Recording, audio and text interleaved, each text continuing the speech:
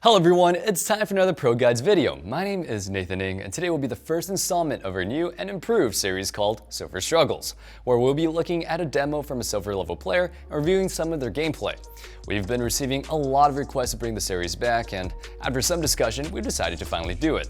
Even if you're not a silver player, stick around because we still think that this advice will be helpful in your journey to the top. Now, without wasting any more time, let's just jump right into it. Today's video demo comes from The Guy, a Silver Elite Master player. He says, I've been Gold Nova before, but I can never seem to stay there. I'd like some advice on what I can do to push my limits and leave Silver behind for good. Now, that's a really strong statement. I like your mentality, and I think we'll be able to help you out. Getting into the pistol round, there's nothing significant that happens here, but I wanted to talk about your crosshair placement. When it comes to understanding where you should be aiming, you do a really good job. However, there's something that you're missing, the crosshair height. It's important to keep your crosshair at headshot level when aiming at these angles, so if enemies are actually there, you have to press mouse 1 to kill them and just move horizontally instead of vertically. That being said though, for a silver level player, this crosshair placement is still solid. Just try going into an offline server and practice aiming at these spots with the crosshair aimed a little bit higher. You should be able to be much better off when you're clearing some of these angles. Before we continue though, it's time for our question of the day. Today's question is, have you ever watched one of your own demos before? I really like to go back and see what things I can fix and improve at the game, so I watch my own demos a couple times a week in order to do that. But what about you guys? Make sure you let us know in the comments down below. And with all that being said, let's just jump right back into the video.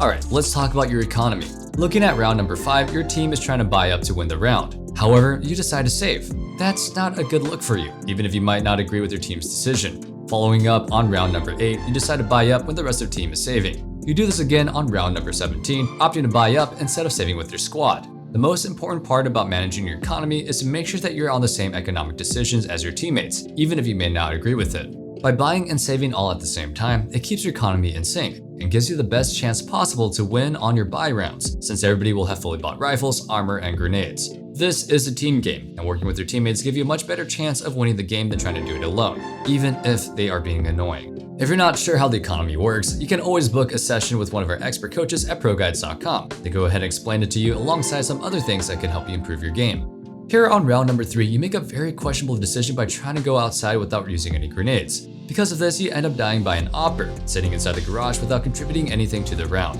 If you want to go outside on this map, you have to throw the cross smoke. It's a really simple lineup too. Just bounce it off the side of the fence, and you can have a smoke that lets you go ahead and cross the red box without being seen.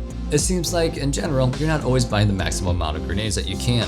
With that leftover money, you could have easily bought the grenades needed to take control of outside. In order to give yourself the best chance to win the round possible, make sure that you're always spending as much as you can to commit to winning the round, although a secondary isn't really needed unless you're opping. It would also help you a lot if you learned some set grenade lineups for both T and the CT side. I noticed that most rifle rounds on the CT side involve you throwing a smoke grenade that goes close to HUD, but it doesn't really cover it the best way possible. You're also much better at throwing a Molotov in that situation, since it will do damage to anybody trying to push the HUD. If you're playing against better players, they would hold W through that smoke and take you out really quickly, and it'll be really hard for you to stop them because of how much room that they have to go outside of HUD. Even learning some of these basic flash lineups can go a really long way, especially in Silver and Gold Nova competitive matches. Try learning 3 smokes and flashes that you can throw for each position that you play, so you can go ahead and stall the enemy as well as support your teammates and potentially set them up for kills.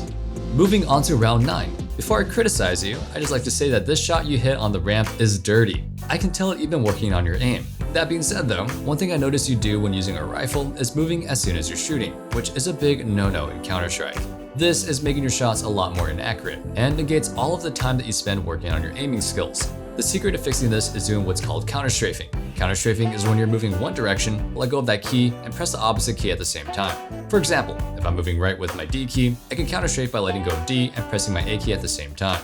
This completely halts your movement and allows you to be perfectly accurate. If you're interested in spending some time working on this, check out our video on aim training and exercises. We have an exercise there that can specifically help you train your counter-strafing abilities. If you can work that out, you should be able to hit a lot more of your shots because your aim is quite good for a silver level player. On the same round, you do something else that I think is very important to talk about. After getting a couple of kills on the round and becoming a 3v1, you try to actively take fights with the last player, which isn't something I recommend doing. In the post-plant situation, the Ts become the CTs, and now you have to defend the bomb site from being retaken. In a man advantage situation, you want to stay in your spot, hold crossfires with your teammates, and make the CTs come to you. The way you win with a man disadvantage is to divide up the 1vx or the 2vx situations into several 1v1s or 2v1s. By giving your opponent a 1v1 duel, you'll give them a chance to come back into the round and win a clutch. It sounds silly when the advantage is so large, but 1v5 clutches have happened before. Let's take a look at an example from the professional scene. In this clip, Floppy from Cloud9 is in a 1v5 on Nuke. The Mouse Sports players give him 1v1 aim duels, which he manages to win all, and he's able to clutch the round with a Ninja Defuse against Chris J. These situations are very rare, but it's important that you do your best to avoid putting your teammates in those situations in the first place. It's a more boring way of playing the game, but use your numbers to your advantage. You won't regret it once you stop losing rounds that you shouldn't. By the way, everybody, if you want to get your own demos reviewed as well, just more in-depth and with the ability to ask questions live as they come up, make sure you check out our website, ProGuides.com, and book a coaching session today. You and your coach will be able to go over each and every round and see what it is that you need in order to rank up as soon as possible. While most of this video so far has been criticism of your play, I wanted to highlight a round where I think you did very well. Here on round number 21, you managed to get a kill through smoke, reposition, and continue holding this bomb. This was a very disciplined play. And if you did things like this more often, you would never lose rounds that you shouldn't. In general, it's good to always change your position on the CT side after getting a kill if you can. If you stay in the same spot, it's very easy for the enemy to communicate to his teammates where you are, and well, you'll get pre-fired, flashed, or even mollied out of your position and traded for free. If you manage to change your spot, the enemy is going to have to check angles that the first player already checked before to find you. In this small window of time, you can throw some grenades down or set up a crossfire for a teammate. Being predictable is something that will get you easily killed as you are playing in the more advanced levels of Counter-Strike, and the sooner that you realize that you can make adjustments, the better. Those are all of the things that I wanted to talk about in this demo specifically, but I'd like to give you a few extra tips regarding some ways that you can make Counter-Strike experience more enjoyable through better decision making and work down your mechanics. If you feel like you're headed towards a downward spiral due to poor performance or losing several games in a row, you might want to do something to take care of your mental state. The best way to do this is when you're having a stressful time like this, is to press that reset button on your mind and give the game a fresh start. Sometimes the best way to recover is to take a break from the game. It doesn't have to be a long break by any means, but just some time off so you can relax your mind. It can be a day, a few days, or even a week if you feel like that's how much time you need for your brain to fully mentally reset. By spending a few hours or a few days away from the game, you can forget about the poor performances and do something else that you enjoy. This could be anything from drinking boba or working out, which is what I personally do when I need to take a break from games. If going outside or walking or just working out isn't really your thing, you can always play a different game or watch some shows on a preferred streaming service. While you're here, maybe you can even watch some more guides on ProGuides. I won't really stop you. When everything is said and done, once you pick up the keyboard and mouse again, you'll have a fresh state of mind and you'll feel really strong mentally. Before you know it, you'll be able to return to the never-ending grind that is CSGO. I always hear people say, I can't get out of silver because I have bad teammates. If you really do have bad teammates all the time, then maybe you should do something about it. After the end of every game, if you had a single teammate who you felt like played well, had good communication skills, or just looked like they knew what they were doing in general, add them on Steam and ask them to queue up with you sometime. If you manage to add someone, say, every other game, after a few weeks you should have a list of 15 to 20 people that you can always ask to queue up before you jump into a game.